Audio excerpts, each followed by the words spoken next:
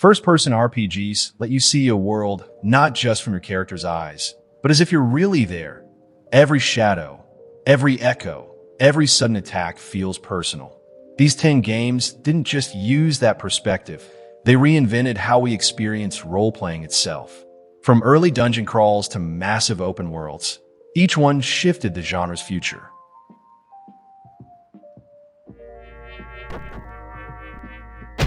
Ultima Underworld quietly invented many ideas that modern first-person RPGs still rely on decades before.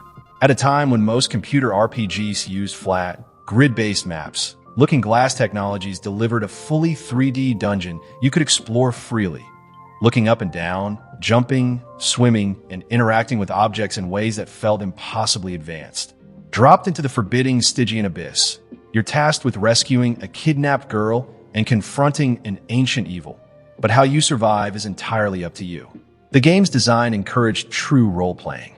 Combat was optional. You could sneak, negotiate, or trade with intelligent creatures instead of fighting them.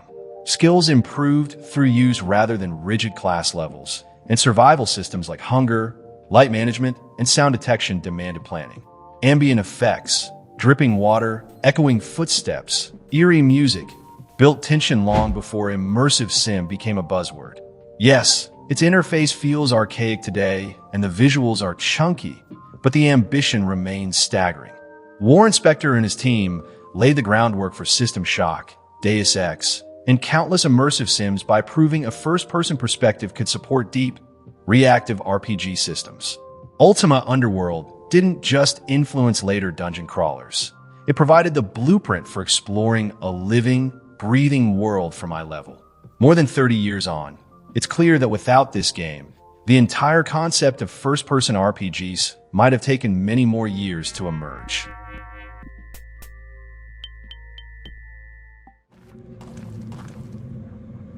Legend of Grimrock revived the classic first-person dungeon crawler for a new generation while layering in modern polish and clever design. Inspired by Dungeon Master and Eye of the Beholder, it places you and 3 other prisoners at the base of a mysterious tower and challenges you to climb upward, floor by floor. The hook. Every corridor is viewed through your party's eyes, so every creak of a door or flicker of torchlight feels immediate and threatening. Movement happens on a grid, but real-time combat keeps tension high. You'll sidestep enemies in narrow halls, time spells, and manage cooldowns while solving pressure plate puzzles and dodging traps. Party creation is fully customizable, with races, classes, and skills that dramatically change how you survive. Want a front line of armored fighters or a quartet of fragile mages with devastating magic? Both can work if you plan carefully. The game thrives on atmosphere. Dripping water echoes through stone halls. Secret switches hide behind mossy bricks, and the ambient score grows tense as you approach danger. Each level is a self-contained labyrinth packed with riddles that require careful observation. Writing notes and drawing maps feels as satisfying as the battles. Though the story is light and the difficulty can spike, Legend of Grimrock proved that the old-school first-person RPG still had life. Its success even inspired a strong sequel and a wave of indie dungeon crawlers. For players who love the feeling of inching forward in near darkness, relying on wits as much as weapons, this is a masterclass in bringing a beloved 1980s style into the modern era without losing its soul.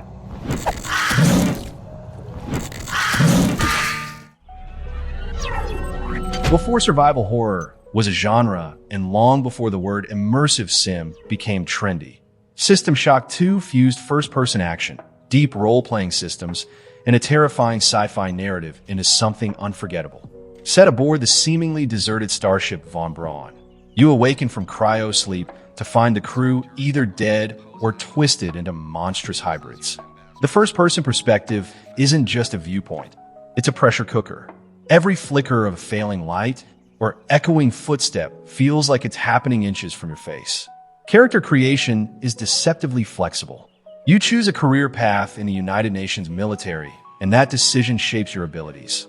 Hacking security systems, wielding advanced psi powers, or mastering heavy weapons. As you explore the ship's dark corridors, you scavenge scarce resources, hack into locked systems, and piece together the story from chilling audio logs. The sense of vulnerability, limited ammo, creeping infection, the omnipresent taunts, makes every decision feel life or death. Technically, the sequel was ahead of its time. Physics-driven interactions, skill-based progression, and an open-ended level design encouraged creativity long before other shooters adopted RPG mechanics. It demanded careful planning and rewarded curiosity, letting you tackle problems with stealth, brute force, or clever hacking. Its influence is everywhere. BioShock is the most obvious successor, but you can see echoes in Prey, Dead Space, and countless survival horror hybrids. Yes, the interface shows its age and the learning curve is steep, but those quirks fade once you're drawn into its tense atmosphere. Few games blend fear and freedom so completely. More than 2 decades later, System Shock 2 remains a masterclass in immersive, first-person storytelling. Proof that an RPG can be terrifying, cerebral, and action-packed all at once. Warren Spector's 2000's masterpiece Deus Ex is often called the ultimate immersive sim, and for good reason. It fused first-person shooting, RPG character progression, and branching narrative in a way that felt startlingly ahead of its time. You step into the boots of J.C. Denton, a nano-augmented agent navigating a conspiracy-laden near future where every choice has consequences. From the very first mission in the shadowy docks of New York, this game hands you freedom. Sneak past guards using tranquilizer darts, hack security systems to open hidden routes, or storm in guns blazing. Each approach is viable, and the world reacts to what you do. Skill upgrades and augmentations let you specialize as a stealth operative, a tech wizard, or a heavily armed tank, but no path is locked. Conversations branch in surprising ways, with choices that ripple across hours of play and multiple endings that genuinely reflect your decisions. Its first-person perspective is critical. Whether you're creeping through ventilation shafts or engaging in tense firefights, the game immerses you in a believable world of political intrigue and cyberpunk grit. The soundtrack's moody electronic beats and layered storytelling deepen that immersion, making every mission feel like a personal thriller. Sure, the visuals are dated and the AI occasionally clunky, but its ambition remains unmatched. Modern classics like Dishonored, Prey, and even elements of Mass Effect owe it a debt. Deus Ex didn't just show that RPG depth could live inside a first-person shooter. It redefined what interactive storytelling could be. Nearly 25 years later, it still feels startlingly modern. A game where the phrase "play your way" truly means something. Rock flowers growing up at the graveyard. Obsidian's Fallout New Vegas may technically allow third-person play, but experiencing the Mojave Wasteland in first person is where it shines. Waking up in Good Springs after a near-fatal gunshot, you're free to wander a massive post-apocalyptic desert filled with competing factions, irradiated beasts, and morally gray choices. Through your own eyes, every tense standoff and sun-scorched canyon feels personal, as if you're really trudging through the wasteland. Choice is king. Your decisions shape the fate of New Vegas itself. Side with the new California Republic, ally with Caesar's Legion. Help the enigmatic Mr. House, or seize power for yourself. Reputation systems mean towns remember your actions. Save a village and you might earn discounts. Cross a faction and you'll be hunted. The RPG mechanics are classic Fallout. Special stats, skill checks, and branching dialogue that reward creative character builds, whether you're a smooth-talking gambler or a silent sniper. Combat benefits from the first-person view. The VATS targeting system pauses time for precise shots, but you can also play it as a pure shooter with iron sights and real-time gunplay. Exploring hidden vaults, hearing the distant howl of a night stalker, or creeping through dark metro tunnels becomes far more immersive when seen through your character's eyes. Yes, it launched with notorious bugs and occasional crashes, but its narrative depth and world building quickly overshadowed the technical roughness. Today, mods fix most issues and add endless content, making New Vegas a modern classic. Few games give you such freedom to roleplay in first person, and fewer still match its mix of dark humor, branching storylines, and genuine consequences. It remains one of the richest RPG experiences ever crafted. EW games match the oppressive atmosphere of Stalker Shadow of Chernobyl. Set in an alternate history Chernobyl exclusion zone, it drops you into a hazardous wasteland teeming with mutants, rival stalkers, and strange anomalies. Played in first person, every rustling bush or distant gunshot keeps you on edge, blurring the line between survival horror and RPG. You're the Marked One, an amnesiac scavenger piecing together his identity while navigating factions that can turn friend or foe depending on your actions. The zone feels alive and unpredictable. Dynamic A-life, AI means mutants roam freely, bandits plan ambushes, and firefights erupt without scripting. Weather shifts suddenly, day turns to eerie night, and radioactive storms force you to scramble for cover. Resource management is critical. Ammo and food are scarce, and weapons degrade with use. Quests branch subtly, with choices affecting faction relations and multiple endings that hinge on your decisions and discoveries. Gunplay is weighty and tense, with ballistics that demand precision. But it's the atmosphere that lingers. Abandoned villages creak in the wind, Geiger counters click ominously, and haunting ambient music underscores a sense of isolation. The RPG elements, trading, upgrading gear, managing stamina, and radiation add depth without breaking immersion. While initially buggy and brutally difficult, Shadow of Chernobyl has been embraced by a devoted community that continues to release mods and overhauls, keeping it vibrant today. Its mix of survival mechanics, emergent gameplay, and bleak storytelling pave the way for titles like Metro Exodus and Escape from Tarkov. More than a decade later, it remains a singular experience, a first-person RPG that turns every step into a fight for survival and every decision into a potential death sentence. When the Elder Scrolls V Skyrim launched in 2011, it didn't just continue Bethesda's beloved series. It permanently redefined what most players expect from an open-world RPG. From the moment you escape Helgen and step into that sweeping valley, the first-person perspective places you directly in the frigid province of Skyrim, as if you're breathing its icy air.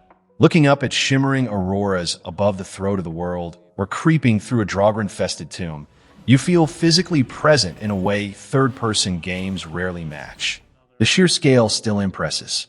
Hundreds of dungeons, secret caves, and hidden ruins beg to be discovered, and the Radiant quest system scatters infinite tasks to keep exploration alive long after the main story ends. You can become the Archmage of the College of Winterhold, lead the Dark Brotherhood, join the Civil War, or ignore grand destinies and spend days smithing daggers and chasing butterflies. Dragons swoop unexpectedly from the clouds, while dynamic weather and day-night cycles keep the world alive around you. Of course, launch bugs and occasionally shallow dialogue earned fair criticism, and the combat can feel floaty compared to more recent action RPGs. But those flaws hardly dull its magic. Modders transformed the game into a decade-spanning phenomenon, adding new lands, graphical overhauls, and quests that make Skyrim feel endless. Its influence echoes through almost every open-world design since, from The Witcher 3 to Elden Ring. By making a massive, reactive world playable entirely through your own eyes, Skyrim proved first-person role-playing could capture a global audience and remain relevant more than a decade later. Released in 2002, Arx Fatalis carries the DNA of the old Ultima Underworld games, but refines it into a darker, more atmospheric experience. Imagine a fantasy world where the sun has failed and the remaining races, humans, goblins, trolls, and snake-like women called the Sisters of the Ed, are forced to live in vast underground caverns. From the moment you awaken as a nameless prisoner in a damp cell, the first-person view captures the claustrophobic tension of a society clinging to life beneath the earth. Arcane Studios, years before Dishonored or Prey, built an immersive sim packed with player freedom. You can sneak through tunnels, talk your way out of trouble, or craft your own magical arsenal. Spellcasting is particularly memorable. Instead of clicking icons, you trace runes in the air with your mouse, combining them to form custom spells. Drawing a fireball mid-combat feels like true sorcery. The interconnected dungeons reward exploration with hidden pathways, secret treasures, and multiple quest solutions. Atmosphere is everything. Echoing drips, the creak of old wooden bridges, and sudden chittering in the darkness keep tension high. NPC factions react to your choices, and quests often allow diplomacy or deception instead of violence. Combat can feel clunky, and the interface reflects its early 2000s PC roots, but its ambition shines through. Though not a big seller at release, Arx Vitalis became a cult classic and a clear ancestor of modern arcane masterpieces. Its blend of systemic gameplay and first-person immersion showed how deep reactive worlds could thrive without vast budgets. If you want to trace the lineage of today's immersive sims back to their subterranean roots, Arx Vitalis remains a landmark worth rediscovering. When Kingdom Come Deliverance arrived, it turned heads for what it didn't include. No dragons, no magic, no chosen one prophecy. Instead, it dropped players into a meticulously researched recreation of 15th century Bohemia, asking them to survive and rise as a blacksmith's son in a world grounded entirely in historical reality. That commitment to authenticity, paired with a first-person perspective, creates immersion few fantasy RPGs can match. Everything from combat to conversation feels deliberate. Sword fights use a complex directional system where timing, stamina, and positioning matter as much as reflexes. Armor slows your movements, weapons need maintenance, and even eating spoiled food can sicken you. Dialogue and reputation systems reward diplomacy and preparation. Charm, skill, and social standing can open doors brute force cannot. Days pass in real time, and NPCs follow schedules, making towns feel alive as merchants close up shop and guards change shifts. The game doesn't shy from realism's frustrations. Early combat is punishing, and the need to save progress at inns or with scarce savior schnapps divides players. But perseverance pays off. As protagonist Henry learns swordplay and politics, so do you, turning every victory into a personal achievement. The historically accurate landscapes, rolling hills, dense forests, and lovingly detailed villages are stunning, and the ambient soundscape of church bells, birdsong, and distant blacksmith hammers pulls you deeper into the 1400s. By rejecting fantasy tropes and focusing on painstaking detail, Kingdom Come proved that a first-person RPG could be both brutally realistic and captivating. It's not just a game about history. It's a time machine that shows how immersive role-playing can be when magic is replaced by authenticity. Through that chain link gate and up those stairs. When Vampire the Masquerade Bloodlines launched in 2004, it was riddled with bugs and performance problems, yet quickly earned a cult following that has only grown over the years. Playing as a newly turned vampire, navigating the dark underbelly of modern Los Angeles, you experience the world of darkness entirely through your own eyes. The first-person perspective is key to its atmosphere. Every neon-lit alley, smoky nightclub, and decrepit mansion feels intimate and alive, as though you're walking the city's dangerous midnight streets yourself.